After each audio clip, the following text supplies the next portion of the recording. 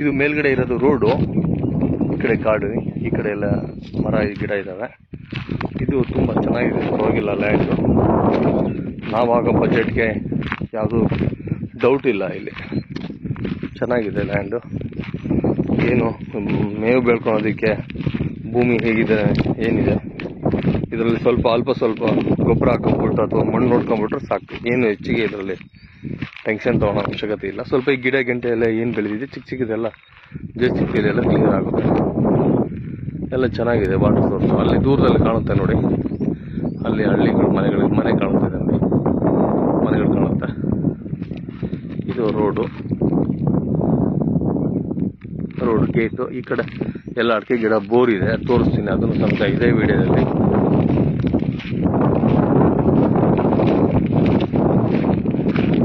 ಇದೆಲ್ಲ ಸ್ವಲ್ಪ ಎಲ್ಲ ಕೆಲಸ ಮಾಡ್ಕೊಂಡ್ಬಿಟ್ರೆ ಚೆನ್ನಾಗಿದೆ ಲ್ಯಾಂಡು.